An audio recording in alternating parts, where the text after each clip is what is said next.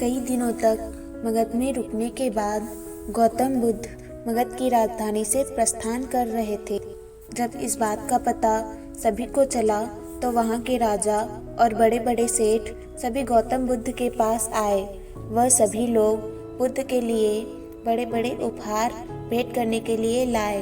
उन सभी के अंदर यह लालसा जागी हुई थी कि बुद्ध उनके उपहार से ज़्यादा प्रसन्न होंगे। हर कोई अपने उपहारों को सर्वश्रेष्ठ समझ रहा था। उनमें से जब भी कोई व्यक्ति दान देने के लिए बुद्ध की तरफ आगे बढ़ता, बुद्ध दूर से ही हाथ हिलाकर उसे स्वीकार करके आगे बढ़ देते। बुद्ध यह बर्ताव सभी लोगों के साथ ही कर रहे थे। तभी उस भीड़ में से एक वृद्ध महिला आकर बुद्ध के सामने खड़ी हो गई और बुद्ध को प्रणाम करते हुए कहने लगी, मैं भी आपको कुछ देना चाहती हूँ, परंतु मैं बहुत गरीब हूँ। आज बगीचे में मुझे यह आम मिले, मैं इसे आधा खा चुकी थी। तभी मुझे आपकी प्रस्थान की सूचना मिली और मैं आपके दर्शन के लिए यहाँ चली आई। मेरे पास खाए हुए आम के सिवाय आपको देने के लिए कुछ भी नहीं है। क्या आप मेरी इस भेंट को स्वीकार करेंगे? बुद्ध अपने आसन से उठे और उस वृद्ध महिला के पास जाकर अपनी झोली फैलाकर उस आधे आम की भेंट को बड़े ही प्रेम पूर्वक स्वीकार कर लिया। यह दृश्य देखकर वहाँ के राजा और बड़े बड़े सेठ आश्चर्य में पड़ गए।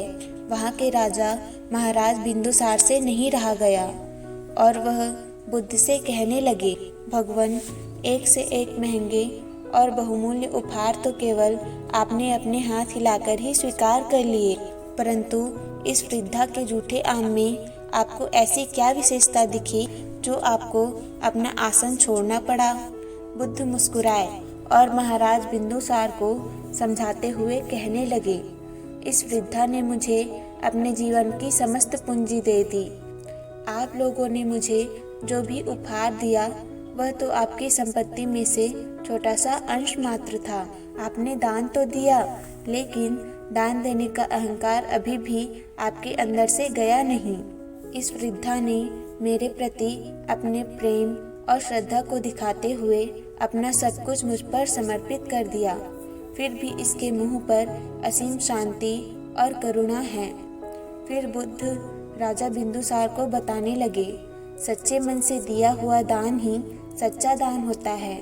उन सभी धनी लोगों को अपनी गलती का एहसास हुआ और सभी बुद्ध से क्षमा मांगने लगे।